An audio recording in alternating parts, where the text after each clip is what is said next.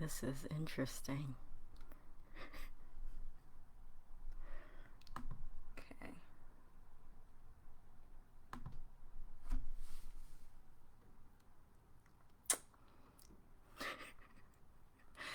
Chanel, I don't know if it's working. I think it is. The time is going. So I guess we can. Oh, Whoever may be watching, this is, I think, your first time doing how do this, we right? know? So just let us know if it is working. If you're hearing us. Okay. Feel free to say hi if you're here. All right, so welcome to Questions and Mamsers. It's time for us to kind of get together, talk about whatever you want to talk about. Hey, Kim's here. Whatever you all want to talk about in terms of queer stuff, trans stuff, faith stuff, any of those intersections that we have going on, and also, of course, what's recent in our current political climate. Jorim is joining me. Jorim is somebody that I've been going to actions with, and so we've been in close quarters, and we're actually quarantining Together today. I thought I would come over for lunch.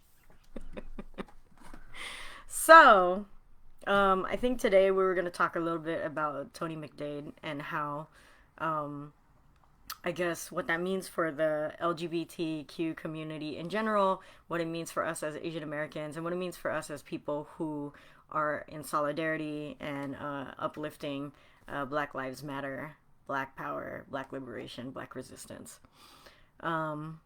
I'm not sure if folks really know the story of Tony McDade.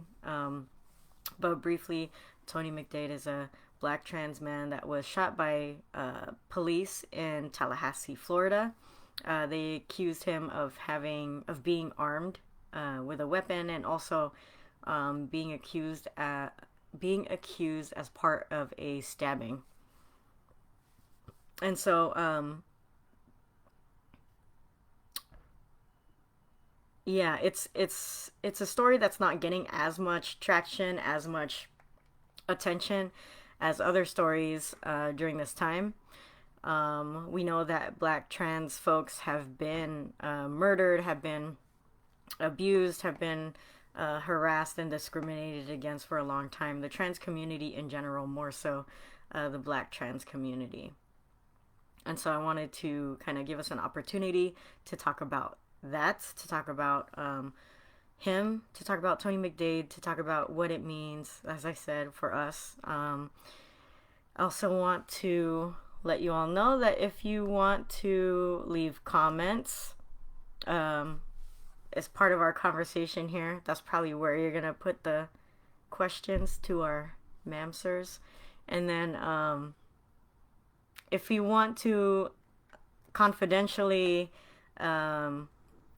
send in questions, you can DM me or DM at Pine. And throughout the week, if you have other questions as well, we'll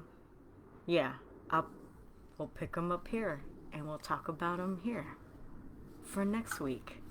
Who knows where I'll be next week? Maybe I'll hit up another person that I have been in close quarters with because of these actions. Anyway, Jeremy, you have anything to say? Nope, sounds good. Okay, so I'm the pastor at Pine United Methodist Church. It's the first Asian Pacific Islander or Asian American church to proclaim itself as open and affirming to LGBTQ people. In the Methodist Church, we call that reconciling, so Pine is a reconciling church. They became reconciling in the early 90s, like around 93, 94, in response to the AIDS epidemic.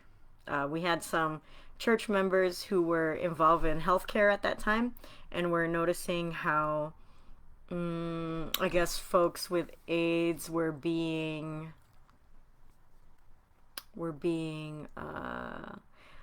ostracized by communities, disowned by families, um, all that all that kind of stuff. And so we at Pine wanted to be in solidarity, and so that's how we became reconciling. And it was a process, definitely.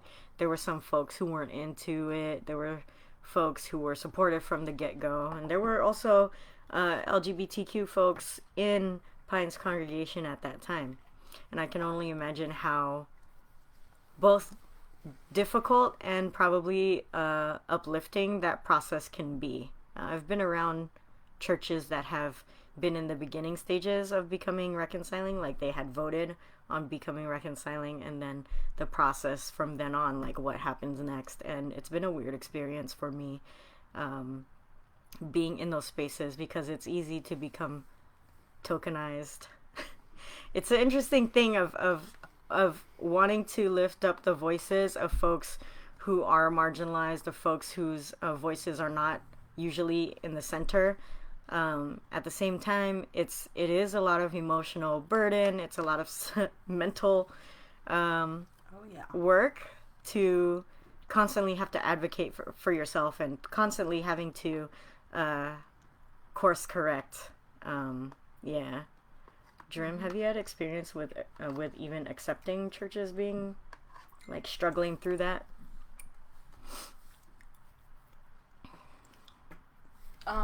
For me, we're specifically talking about like queer trans community, right? Mm-hmm. You know, I grew up in a more conservative, or definitely a conservative evangelical church. For the most part, I don't think I definitely did not step foot into a fully affirming church, or let alone a reconciling church, until I actually came out to California. Mm. Yeah. And then at that point, I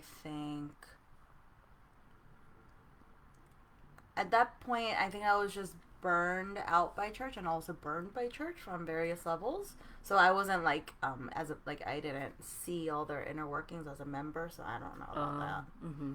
Yeah, and I think I'm glad that I wasn't part of that mess. Mm-hmm. I think where race can come into this conversation is that a lot of churches that claim to be reconciling, open and affirming to LGBTQ people, are not necessarily the friendliest in terms of race and in terms of culture, in terms of being able to be inclusive of queer folks who are also people of color, and people that hold different, identities within their whole selves. I know for myself, I specifically looked for a POC or Asian American church that was reconciling, because I knew that I would run into that. And I knew I would run into that because when I went to seminary, there was a lot of white folks in this seminary. A lot of them were focusing on LGBTQ theology, queer theology, feminist theology, all that kind of stuff. But in terms of the classroom, they would take up the most space. I would never feel understood except by POC professors. Mm.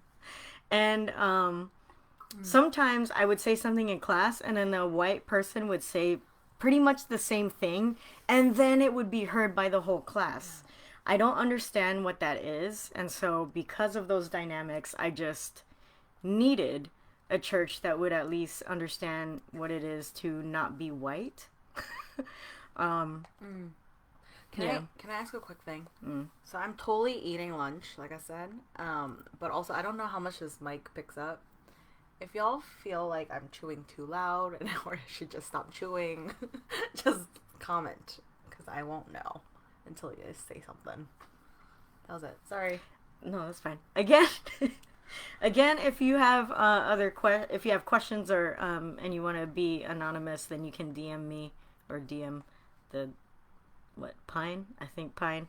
And then but yeah, we are looking at the comments. This is our first time using Facebook Live for both of us, so I don't know what's happening. No, it's working. Is it working? Yeah. Oh, okay. Yeah, I think being in spaces that don't understand that like struggle is in fact intersectional, like, and that to recognize all of those intersectionalities is the way to be truly affirming, right? Like, and I'm saying affirming like beyond trans queer, affirming like affirming of POC identities, affirming of diverse needs, abilities, all of that. Like, it's just hard because you're then in a space where you just have to constantly fight and argue about like, I am in pain, I need you to see me, and then like you have to constantly validate that. And it's frustrating. I mean, especially like these last few days, right, y'all? It's hard. Yeah. So when we think about these intersections of being a person of color, I know that we're Asian American, I'm Filipino American. So what was I gonna say? We know that being people of color, there's already a layer of othering that happens because our dominant society is white and white supremacist, right? And then there's a layer of othering, a layer of oppression because of being LGBTQ plus in a patriarchal and hetero, what do you call it? Cis heteronormative society. So those two things together can be a lot for a person. Right. And not to mention all the other things as neurotypical, right? Ableist society. Right. And I realized, by the way, my name is Jorim. I don't think I you didn't say it, I said it. Yeah, my name is Jorim. Yeah. I'm second gen Korean American. I identify as queer, cis femme right now in my life. I grew up, like I said, in a conservative Christian space. My dad was a pastor. I have the baggage from that. And just, I've gone through a lot of stuff in my life, a lot of soul searching, a lot of community searching, a lot of desperation, where I'm at a place where I'm pretty chill and self-accepting. Maybe like I'm pretty settled in like it's okay to be queer, it's okay to be Christian, it's okay to be femme and that to be in flux. Yeah, and I don't regularly get to attend Pine, but Pine is one of those few churches where I'm like, oh shoot, like, can I say shoot? It's a church production. Yes. Okay. Oh shoot, like, okay. I'm pretty sure shoot's in the Bible. If there's like, there's people out there who's been living this, right? Like, so that gives me like very tangible encouragement. Like, okay, I'm still loved. I'm still legit. I'm still valid. So thanks to Pine and the community there. Yeah. And I promise I wasn't paid to say that. Yeah. Thank you. Mm-hmm. So I was saying, as queer people, as people of color, we do have these intersections that make us, that cause our experience of navigating mainstream society a different experience, and sometimes a complex and really complicated experience, right? And I think that for many of us who are not in the place where Jorim is, who are not in the place where I am, where we've come to a point of just kind of being I guess not having as many questions in the forefront about who we are.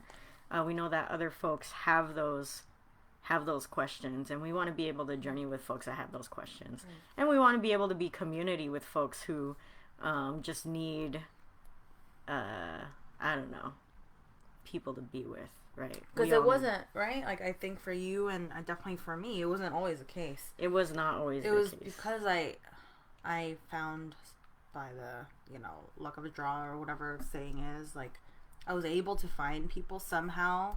Like, I didn't even know queer theology. Like, queering is, like, a thing. I didn't even know the word queer. Like, that's sort of the community and the space that I grew up in and was raised, and theology that I was raised in. Like, there was only oops, am I talking too much? Because I know you had a topic. But I'll just finish this point. But, like, basically, I didn't know so many things.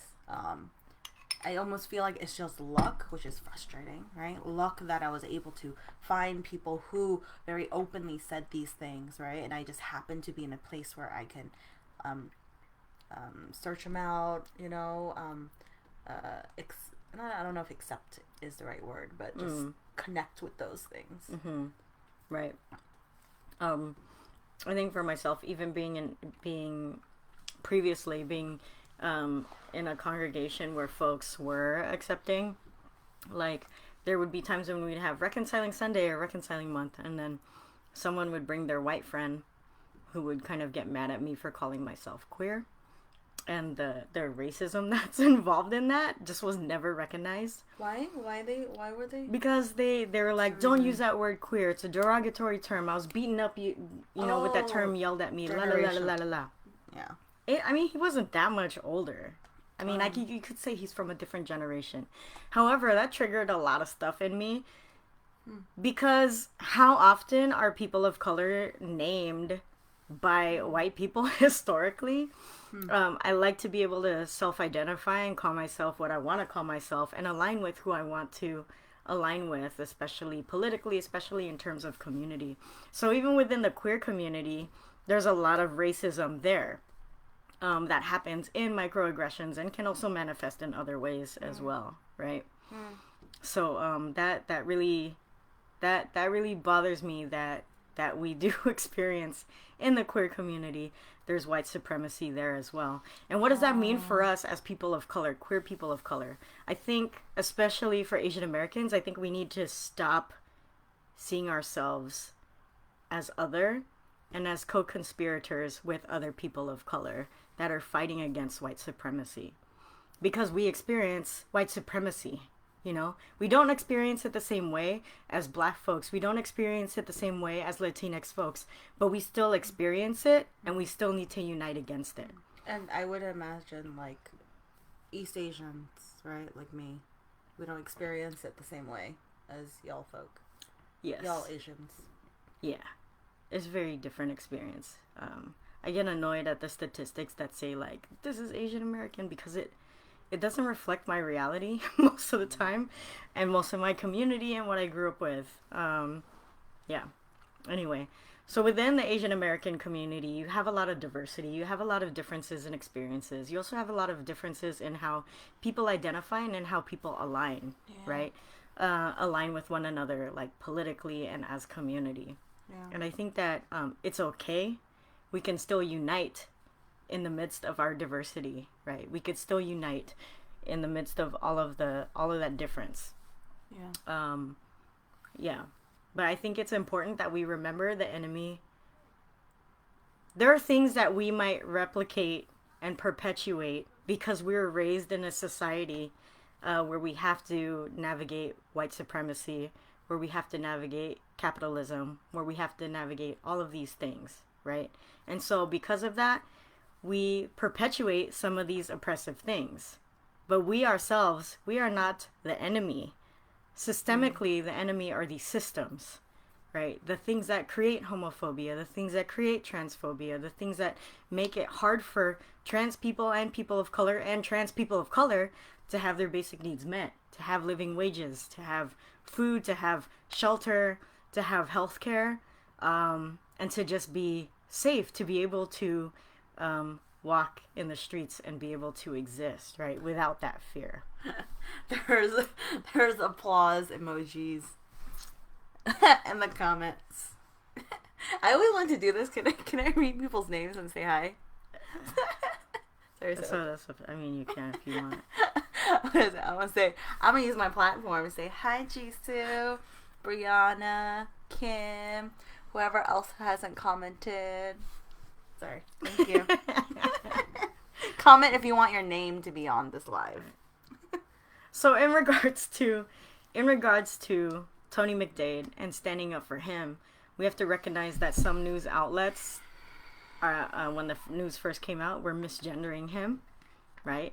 Mm-hmm. Despite his name being Tony McDade, despite like how he self-identified, there's that misgendering in the news. Like even after someone passes away, can we give them the dignity, right, that they deserve in life, and also that they deserve when we talk about them, right? Mm-hmm. He was experiencing mental health. He's someone who was previously incarcerated for a 10-year sentence, was released, was transitioning back into life outside of prison, had posted on his social media about like the harassment, the threats, the violence that he experienced being in the world. I can only imagine, Florida, being trans and a person of color in Florida. I mean, just that really, I feel like that's difficult. I am here in the Bay Area, very close to San Francisco. I'm not saying that kind of stuff doesn't happen, but less so than it might in Florida. And so Tony was without mental health resources. Tony was without the support that he needed transitioning from life in prison to life outside of prison.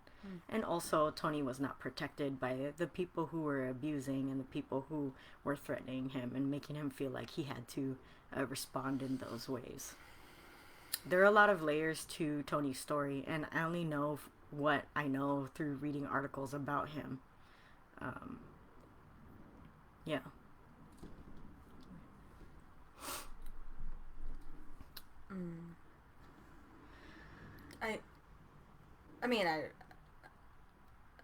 I just feel like my response is, if there is a response to this space right now, is just, it's Pride Month. Happy Pride, y'all. With everything that's happening, for me personally, it's just, I am just really taking this time to really reflect on all ways of resistance, all the struggles for resistance, may it be the queer resistance, right? The trans sex worker led resistance, right? Resistance in, my folks are from, my ancestral land is Korea. The resistance where we had against the military there, a very militarized government there, oppressing our farmers and our students, and our calls for justice and even military accountability, all of that, Gwangju uprising, if you want to look it up. I'm just tying all of these things together, and I'm just like, oh my god, like, I'm almost kind of, I think, in a weird way, grateful that I'm queer. Like, I think I'm kind of reflecting on the beauty of queerness, because I feel like I'm almost just further tapped into like all these other struggles, if that makes sense. Mm-hmm. Because all of this at the very basic level, other than the politics or the political history and all of them, is like, we are all resisting against people and systems saying that you are not worthy enough to live into your fullness, right? Well, fullness is a church word, right? Since we're in church today, I guess. Hey. But we are not allowed to be living into our fullness. We are not recognized for it. Like, it is not right. But we're saying no. Like, no, we're resisting against that. So that was a bit of a mouthful, but I've just been reflecting on that since the start of Pride Month. Mm-hmm. Yeah. And Tony's doing that too. Like, like, he's just trying to live. Yeah. Yeah, sorry. Go ahead. I would be interested in his life pre-prison, and I guess I would like to know more about his life.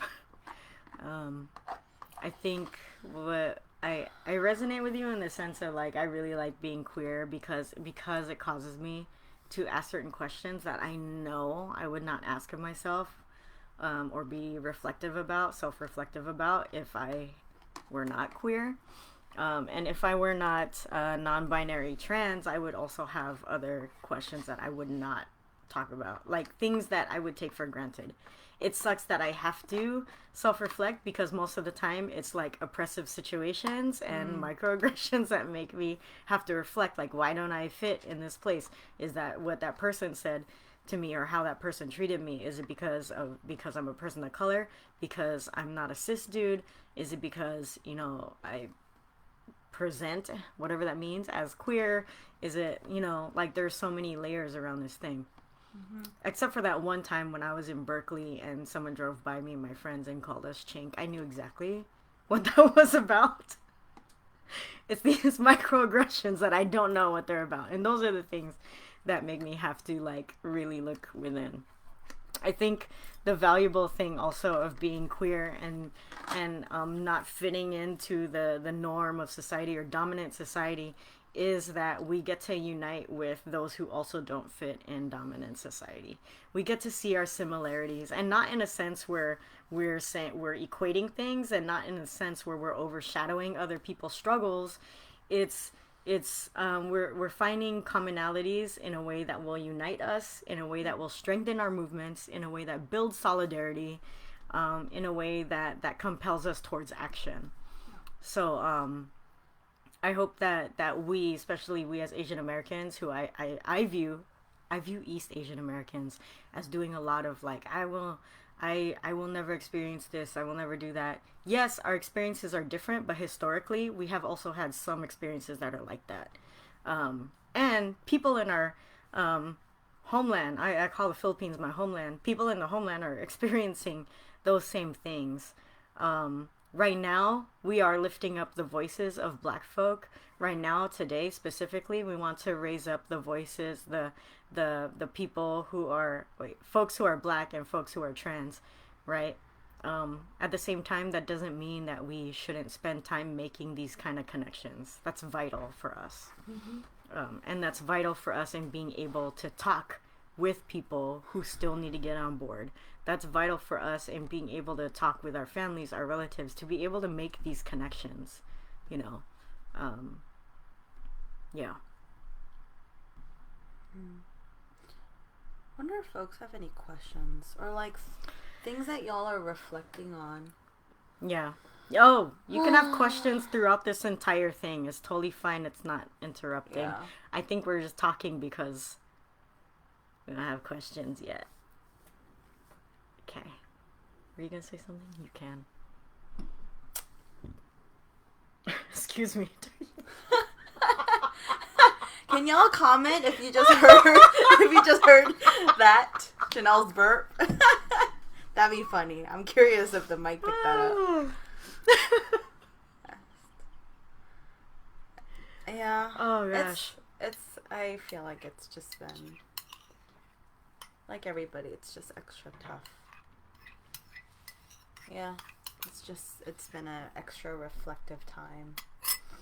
And I hope to God, all the gods, that this time we're able to, we as in whoever wants to do hard work, like, we're able to lean into each other, like, really strengthen community ties, community in all the diversity and all of the vast differences. Hey Joshua said it was her. I hope somebody tape that or video, whatever. Well, this is, I know it's videos, so we should already make a meme. It might make a GIF out of it. all right. But yeah, hopefully we can all use this season to really tie all of our individual struggles and our forms of resistance to other ones, because we need.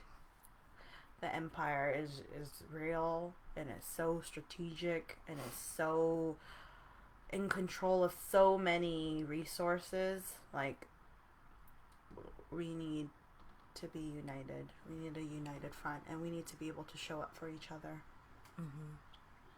Yeah. Holistically in all ways, right? Not just like we like to go out. Because I know Jorim, we like to go into the streets and protest, be present, like be there with our presence, right? But that's not the only way that folks can show up. Folks can show up through where they put their income. Folks can show up where they put their emotional care. Folks can show up in many different ways, and I think that it's up to us as allies for many people, and as people who experience oppression as well, and who experience all of these systemic things, that we can learn from each other and look these things up. Yeah. Yeah. What time are you gonna end this? Like, it's been 30 minutes, so I think I'm gonna close our time together. Yeah. We will meet again next week. That's actually a really nice closing. Can we do that? Where do you all find relief and care for yourselves? Oh, boy. That's a question from Josh. Also, because I want to say hi to Ken, Pearl. I feel like a lot of loved ones from Janelle and I's shared community of progressive Asian American Christians are here on this feed. Do you call it a feed? Live stream session? Yeah. But it's really nice to know that y'all are here just in this brief community in this crazy ass time. Oh, sorry. Do you want to answer that? You can go first. Where do I find relief and care?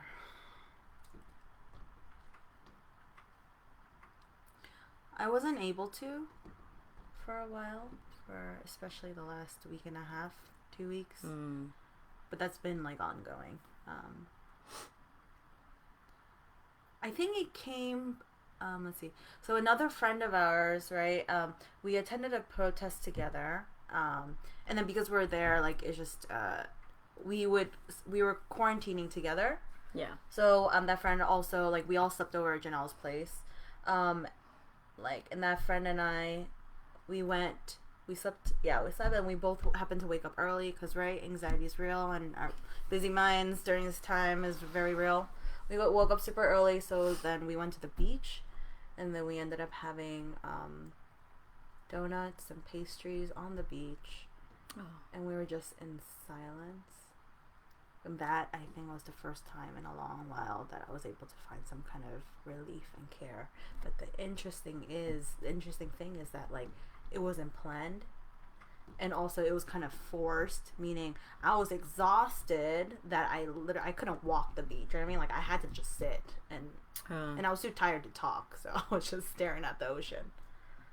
Yeah, that's a mouthful, but that's where I saw it. Yeah, I think the intersection between self-care and collective care is very powerful. I do find going out to these actions and stuff as a form of care, as a form of relief, just knowing that we're all together fighting for the same thing and that we all have each other's backs. I'm not confident of that in everyday life, right? But in those moments, I'm reminded that yes, we do have each other's backs, and so that is a time of care. As for me, for myself, I was trying to establish a really good self-care routine, and I was actually doing it for a little bit while shelter in place. But then the reason why you do self-care when times are good is so that you can reach out to them as part of your habit when times are a little bit harder, right? But I think it has not been in as much as in my routine as much as I would like. My ongoing means of care is I commit to drinking water, like the equivalent of 2 glasses of water the first thing in the morning. Like, I don't eat anything until I do that, and that does change my mood, and it also makes my stomach feel a lot better before I eat. So that's one thing that I do for self-care. It sounds really simple. It is really simple. But it's something, it's something to take care of your body. I love showers. I get a lot of ideas. I get more clarity when I'm in the shower. I think it's because I can't hear anything, and I can hear my thoughts in a different way, not like obsessing and anxiety, but I can hear my thoughts as I'm in the shower. And then I have my cat, who I love very much, and who gives me care just by existing, you know. Shout out to Rumi. Recently celebrated 15th birthday. He's 15 years old. I've been with him for 15 years. So, maybe we could think a little bit more about that, like relief, care. What does that look like for queer communities? Is there anything unique or special? Are there special ways that we could bring care to our communities, given who we are and what we can offer one another? So let's do that next week. Yeah. Yeah. And you said that your DMs are open. Yep. Slide into Janelle's DMs. Hey. Mine are pines. Slide into the church's DMs. Oh. Yeah. And then do all the difficult questions. Yeah, for real. I like to be able to read them and also like think about them. Yeah. Like existential ones, like what is God? Okay. Yes and no. You could bring those in. All right, so I think we're going to log off now. I'm probably going to ask someone else we've quarantined with to be with us next week, or to be with me next week. So, yeah, thanks for joining us this time, and take care of yourselves and be safe out there if you do go to actions. All right. Peace Bye. And love. Oh.